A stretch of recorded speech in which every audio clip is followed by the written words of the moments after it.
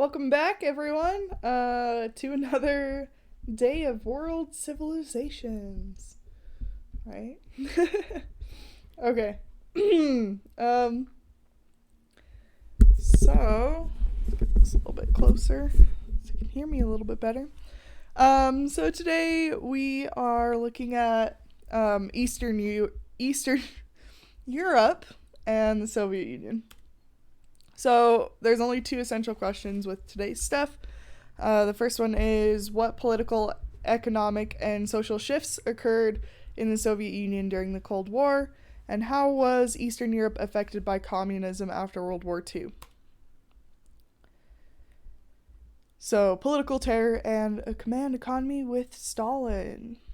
So, this is after World War II. Stalin wanted to create a new industrial base and build new power plants, canals, and giant factories in a surge of heavy industry.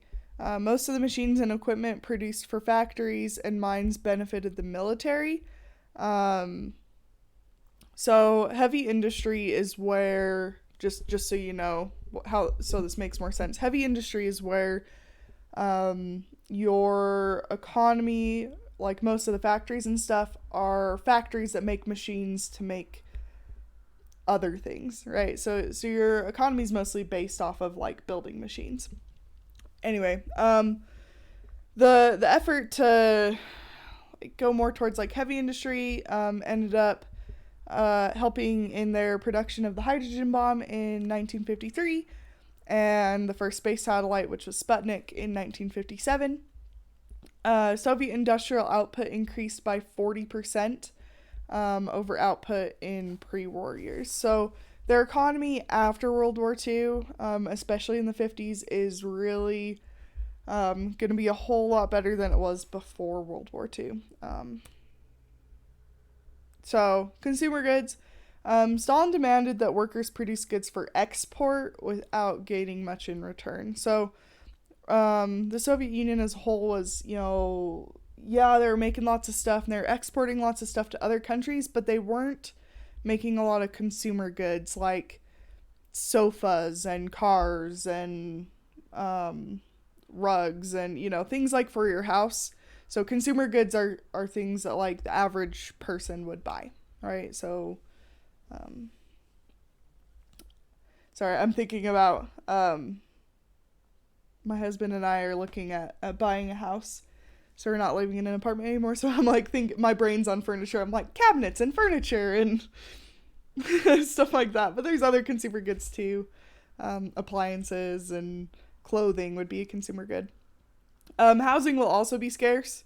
And the foreign capital earned from the workers' labor was invested in developing more heavy industry, which create greater hardship for workers. So it gets to a point where all this heavy industry is really, really good for the economy up to a point. But then all of a sudden, people can't buy things to like keep their stuff nice. People start to starve. They won't have enough clothes. Stuff like that will start to happen.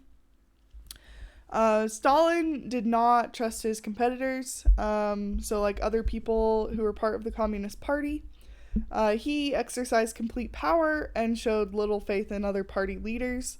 In 1946, he increased his repression with a crackdown on intellectuals and scientists, ordering that all must work to serve the state's political needs. So, like if you were like a professor or a scientist, right, you had to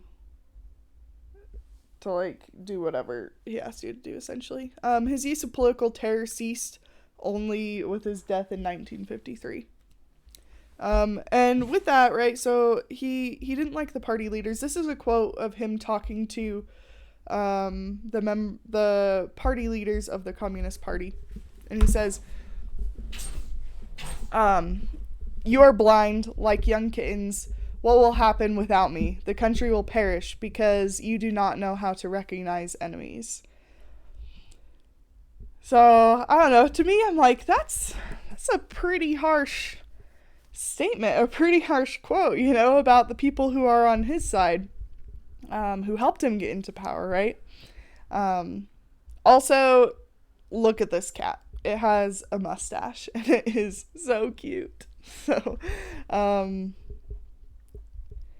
yeah. And I think they named the cat Stalin too, because it has like, a famous mustache kind of a thing. But anyway, gotta liven things up with some cute cat pictures every now and then, right? All right. So this is like a discussion question. It's not really like an essential question. So, think about it. If you want to comment it, on my YouTube video below, that's great. If not, that's cool too. Really, it's whatever. But this question, right, is why might an emphasis on heavy industry rather than consumer goods have benefited the Soviet economy? So another way of putting that is, why do you think focusing on, having your factories build machines rather than like sofas benefit the economy? Okay, and then there's those essential questions again, right? So far we're starting to see with that first question some of the economic shifts, right? So focusing on heavy industry, right, is going to be a economic shift that occurs during the Soviet Union and the Cold War. All right. So after Stalin, we're gonna see some other leaders, right? So Stalin dies. And now, it's like, who's in charge of the Soviet Union? So we're going to see Khrushchev and Brezhnev. There we go.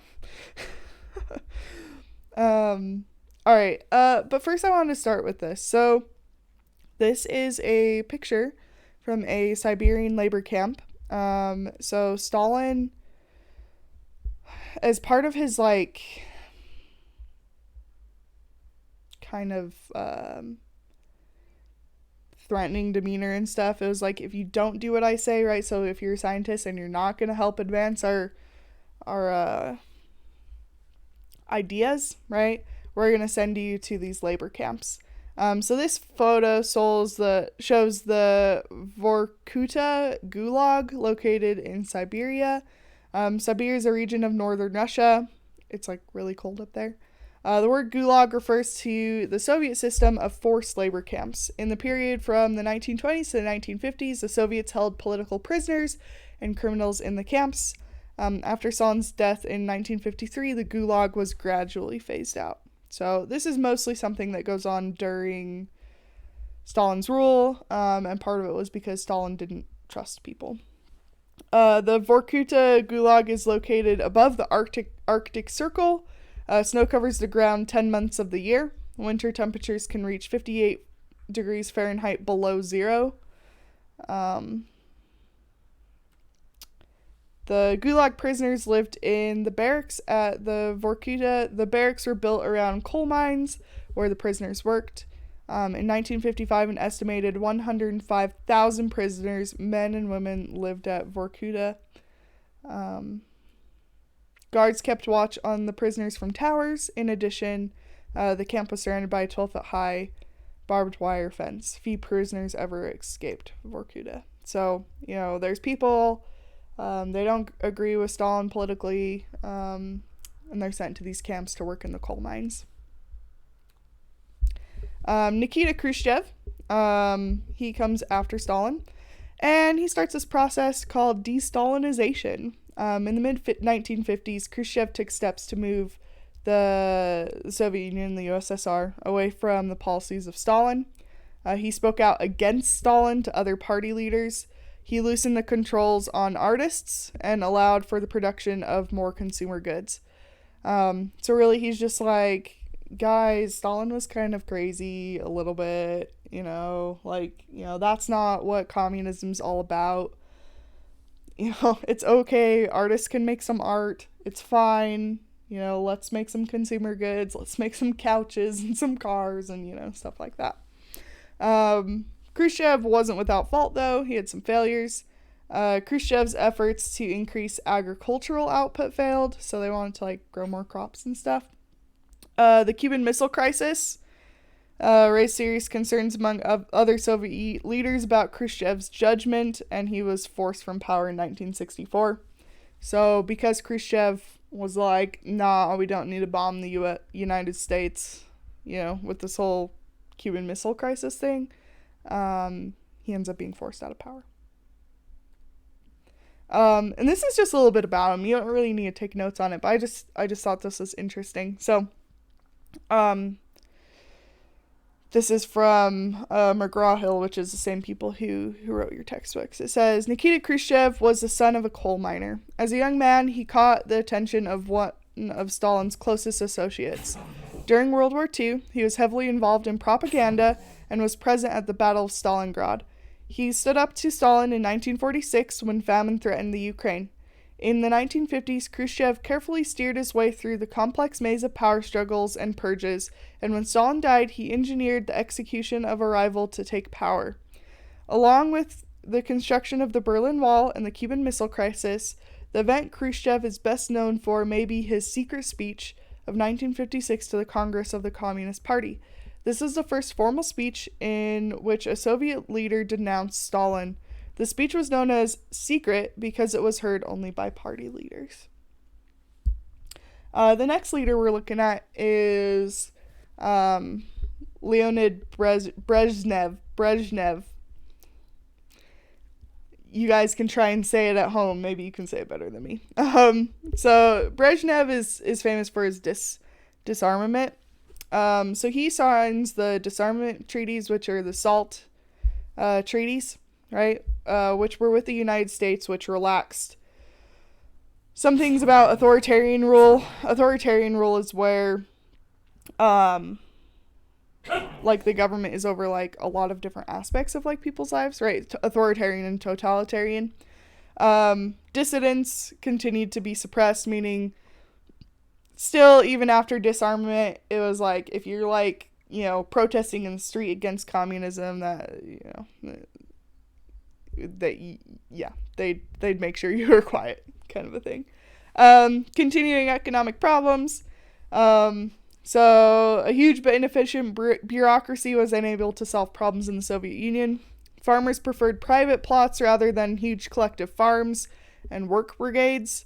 The ruling class of the Communist Party was also corrupt. The leaders enjoyed a high standard of living while the average citizen endured hardship. Heavy military spending weakened the Soviet economy. Right, so lots of economic problems, disarmament.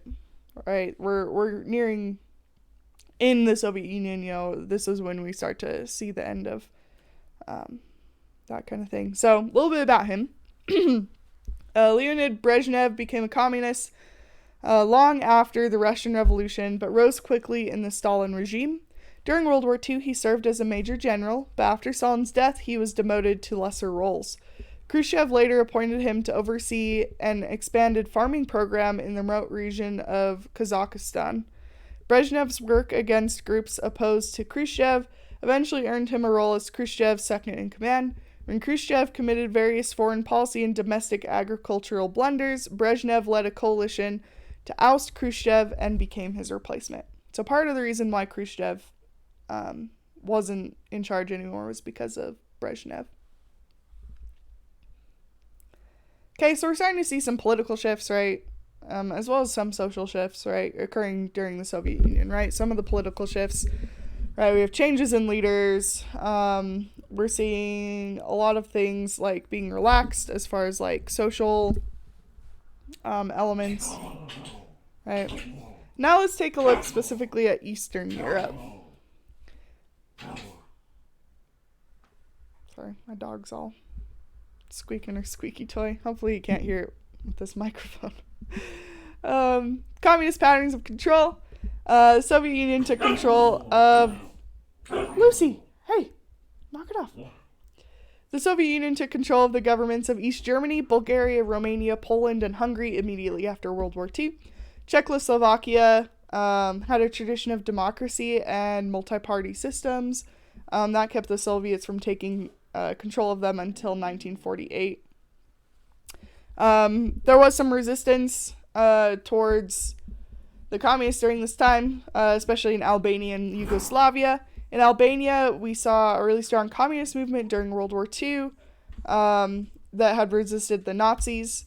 But after the war, local communist parties took control and were more independent of the Soviet Union. So even though Albania was like still pretty communist, they weren't part of the Soviet Union. They stayed separate, and they resisted the Soviet Union. Yugoslavia, Josip Broz Tito led a communist resistance movement against the Nazis. Tito stood up to Stalin by asserting Yugoslav national freedom and kept a Yugoslavian independent communist state rather than a Soviet satellite. So once again, they're resisting. They're using communism to resist the Nazis, but then they're like, we don't want to be part of the USSR, right? So they resist the USSR. Some of the effects of Soviet control. So Eastern European satellite states used Stalin's method of control and repression and also emphasized heavy industry over consumer goods. The resulting harsh living conditions kept communism from taking hold among the masses in Eastern Europe.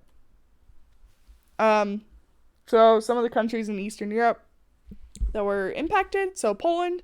Polish leaders remained loyal to the Warsaw Pact, which united Soviet satellites. So when they're talking about satellites, they're talking about countries that aren't the Soviet Union, but they're like technically part of the Soviet Union, right? So like the Soviet Union's over them, but they're like puppet countries, right? So it's like the Soviet Union's like, oh, do this, do this, do this.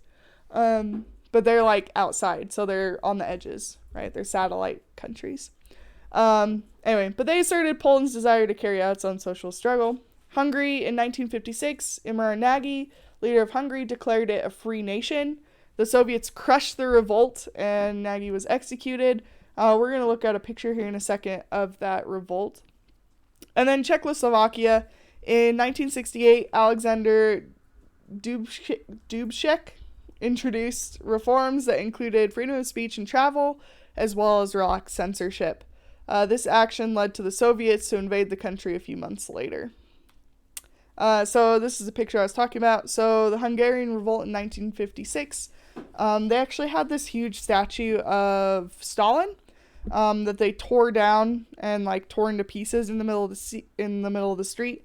And this shows, so there's like Stalin's the head of the statue, and then there's like a street sign that they like jammed like onto his nose kind of, and that stayed in like the middle of the street for a couple days. So how's Eastern Europe affected by communism after World War II? So some of the countries chose to be more socialist or, communist on their own, but they didn't want to be part of the Soviet Union, so they resisted the Soviet Union. Other countries didn't want to be part of the Soviet Union, but the Soviet Union took them over anyway. And so they were having resistance movements to show they didn't want to be part of the Soviet Union, but the Soviet Union used their massive army and stuff to crush those revolts. Right. Let's see. Anyway, hopefully that made sense and cleared things up. If it didn't, please let me know. Send me an email and stuff. I'm trying to, still piece everything together with this whole online learning thing. Then we got the word from the governor. I'm sure you guys have heard by now. The word from the governor on the 14th saying that schools would be in this online soft closure kind of mode until the end of May. So, yeah. I miss you guys. I hope everything's going well. And